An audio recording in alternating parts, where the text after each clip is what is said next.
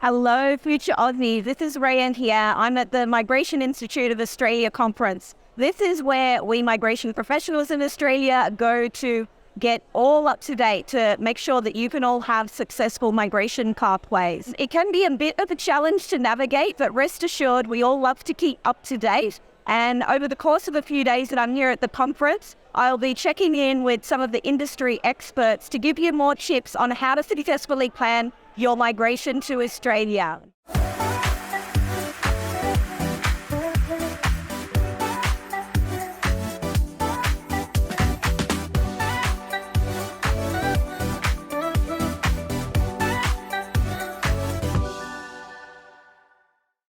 Hello, future Aussies. Welcome to the 21st episode of Making Australian Migration Easy. Today, I am joining you from the Migration Institute of Australia's annual conference where all of us professionals who help you to migrate get together. And one of the most important factors for so many of you is making sure that you have the correct English test. So if you are a healthcare professional who is looking to migrate to Australia, today, we have a very special guest from OET. I'm joined here by Tom Keenan, who is going to talk us through that specific test, which is tailored to your requirements and your needs to migrate. An example of why, because I do get asked by many nurses, okay, but maybe my English is missing in one particular area. Why is it so important? I've got some fun cards here which have got a bit of an example as to why this is such an important part of your migration. When we're thinking about dealing with people's lives, so the patient told me that he had a pacemaker in his heart. Obviously, that's not going to be helpful. The optometrist informed me that I had a cataract in my eye. So obviously, getting your English skills to a high standard so that you can do the important job of caring for the health of others is super important to the migration process and all of your registration requirements. So today, again, as I said, I'm delighted to introduce Tom here from OET. Thank you so much for joining us today, Tom. So can you please explain to our listeners, what is OET? Thank you, and a pleasure to be here with you today. So in a nutshell, OET is an English language assessment for people who are looking to migrate to another country and work in the healthcare professions. And our test is a test that both gives you the right to a visa and the right to practice with your governing healthcare organisation. So in the case of Australia, that would be APRA, which is that overarching body for the health professions, and for getting a visa, it would be with the Department of Home Affairs. Absolutely. Oh, yes. All very important. So I guess OET, because there's a number of different tests. How is OET different to the other types of English tests that people could take? Yeah, good question. So OET is a healthcare specific test, and the language that we use in OET is specific to the professions. And we deliver the test over 12 different professions under that healthcare umbrella. So, for example, if you're a nurse, then you would have a nurse in English test. And in our speaking component of the test, you would be placed in a patient carer situation where you're the carer explaining a procedure. So, for example, maybe the patient is having a new form of treatment for diabetes, and you need to explain that treatment in the role play. So this is very different to a normal academic English test where the spoken component could be on any subject that you can think of, whether it's fashion or politics or global warming. If you don't have an opinion on one of those things, then it might be difficult for you to answer in a meaningful manner.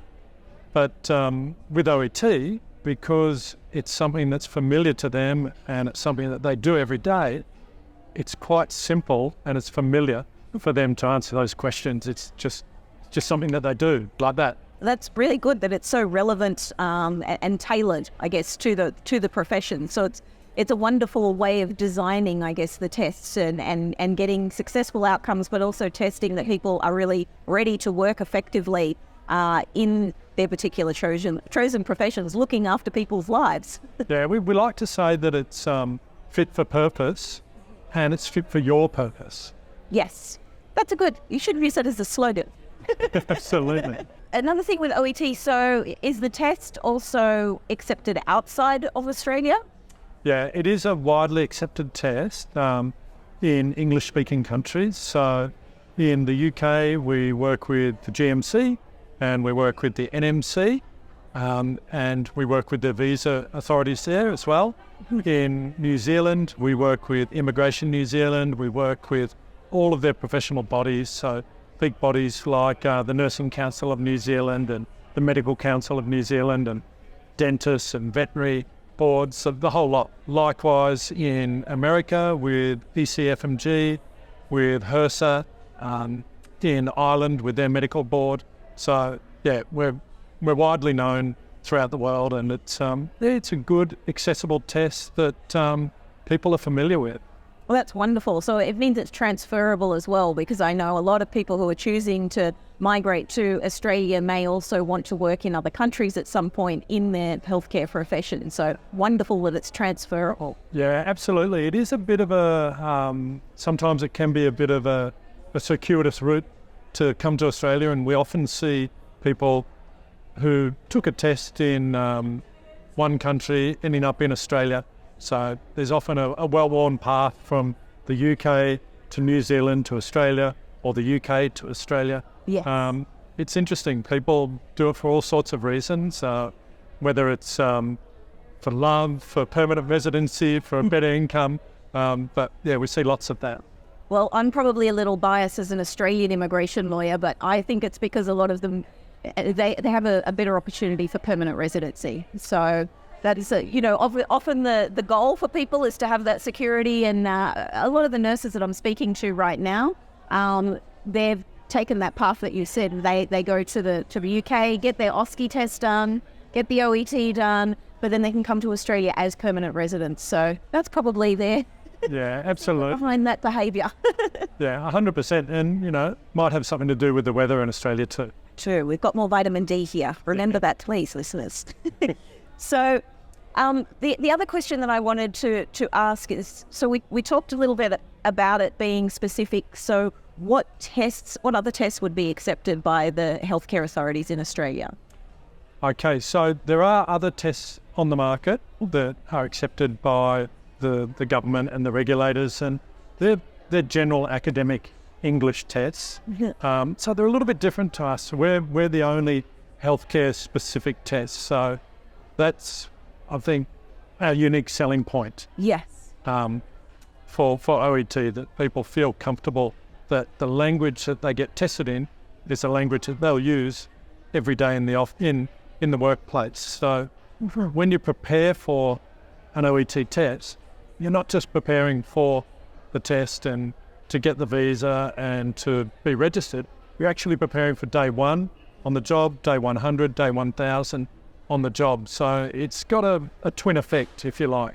That's amazing. That's, very, very relevant that people would be training in that way. Like you said, it's like a continuation of their education, making sure that they're ready to hit the ground running.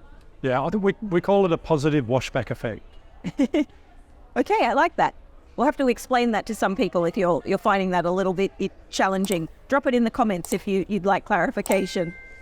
So there's also, I am aware there are different levels of proficiency. Is that different for different health professions? How does that work with OET?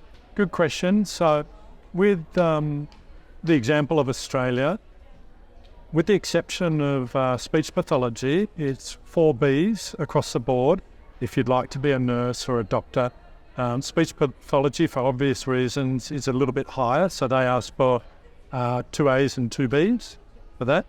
And then when we think about different countries, they have different grades as well. So actually, Australia is one of the more stringent countries, whereas New Zealand, the UK and the US are a little bit more flexible with their grades. All right. So what type of people, I guess, choose to take the OET, just so you can explain a little bit about, I guess, the people who you would commonly see booking in to do those tests? Yeah. Okay. So the most popular test by far is nursing, and then medicine, and then it's a photo finish between pharmacy, radiology, physiotherapy, Those are the next most popular tests. But who are they, right? What's the demographic for OET test takers? Well, our tests can be used for people who are going to university in Australia and the UK, but predominantly Australia. We have a lot of universities who will accept our tests for a Bachelor of Nursing, Masters in Nursing, for a Bachelor of Medicine. We also have people who are studying in Australia on a vocational course, and they might be, for example, working in the aged care industry and holding a nursing degree from their home country, building up their English, and then taking the test to get APA registration eventually. It could be refugees coming from another country, trying to prove their credentials. It can be people moving from a work visa to a permanent resident visa. So there's a whole range of scenarios where people might take the OET test. That's really good that it's sort of, I guess, serving the needs of a broad range of people, but very specific to healthcare and very specific to the roles that they're going to ultimately migrate under and work in.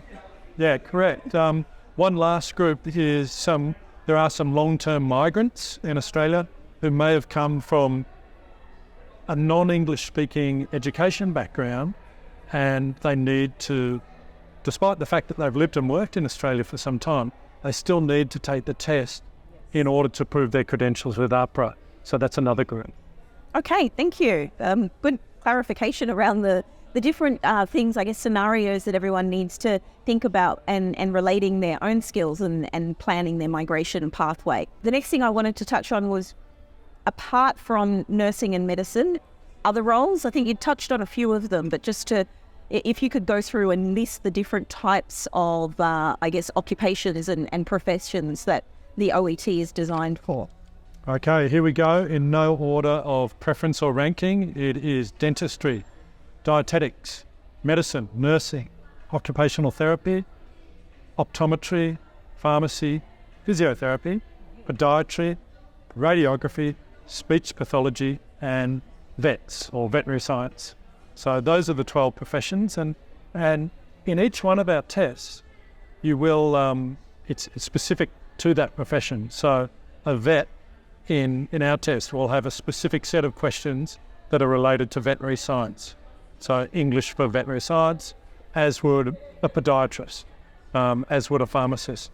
So you don't need to worry about getting caught situationally unaware at any point in time, because it's all terms and vernacular and vocabulary that you use in the course of your everyday work. That's really helpful. And I guess the next thing, that you've sold me on the importance of why this is really helpful for people who want to migrate under those professions. How do they prepare for it? How do they get ready to be successful for the OET test? Yeah, preparation's really important. You've really got to take a balanced approach to preparation. A lot of people try to do mock tests, repeatedly do mock tests, and it's almost like trying to crack the code, being a safe cracker. And that's not the way to do it. You need to take a balanced approach to it. And we have a lot of resources on our website, on our YouTube channels. We have live interactions on our Facebook channel where you can get in and type your questions to our education team, and they'll answer them live on the Facebook channel. So we've got a whole range of free resources on our website, on Facebook, on YouTube. So go to OET.com and you'll find it all there. If you're someone who needs a little bit more guidance, we do have a range of preparation providers who are available on our website, on OET.com.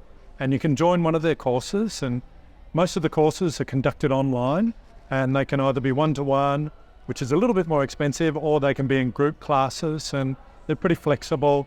The group classes are quite affordable, and all of the providers that are on our website are people that we've pre-vetted, and they've gone through our professional development programs to be able to teach OET preparation. So you can be sure about the quality of the preparation that you're getting. That's really wonderful. It is very helpful that people need to think about this as a full investment. You're planning to migrate to another country, so it's important to do it the right way, and that means getting the right assistance to make sure you have a successful outcome.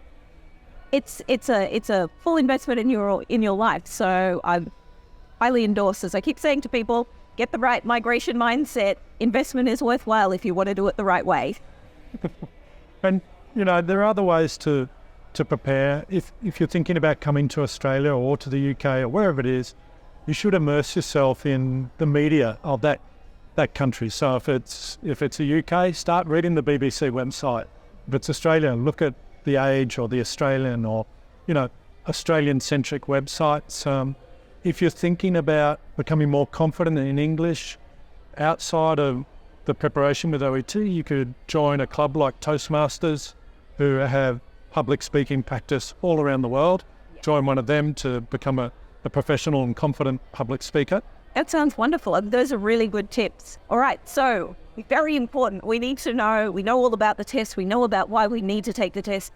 How do we take the test? How do we book in to get that test done? Yeah, great. So the test is available globally, and we have test venues in most of the major countries that you can think of where there's big populations of healthcare workers. We have a lot of people applying from South Asia, from the Philippines, from the Middle East, from Southeast Asia, Africa. And we have test venues that offer the test in paper-based format and in computer-based format. The way to book it is to go to our website, oet.com, and you can pay using a credit card on the website. And we have tests every 2 weeks on a Saturday. Just get online and do it.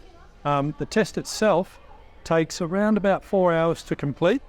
So you go there on a Saturday morning at about 8:30 in the morning, and if you're lucky, you'll be finished up by around about 2 o'clock.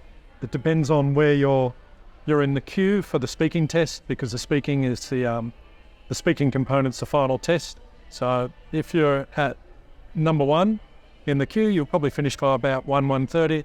If you're at the end of the queue, it might be more like 3 or 4 o'clock by the time you finish. That's wonderful. Thank you for setting the expectations. People know what they're heading in for. Those are all the questions that I had today. Do you have any final tips or things that you'd like people to think of when they're thinking about getting ready for their English tests?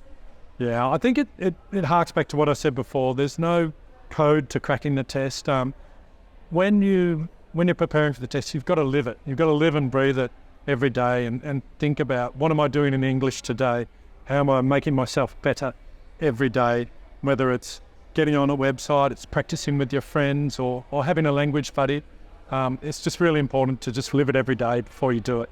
Yes, very good advice. I like it. Well, thank you so much for making the time today to explain more about this particular test and its kind of utility that it has for the healthcare profession, and how it also relates to Australian migration. I will make sure that I do drop in the show notes, so we'll be getting some links so that you know how to book for this test, how to prep for this test, and thanks again for being on Making Australian Migration Easy and helping people to understand how they can do just that. Beautiful. So happy to be here, and I hope it helps people.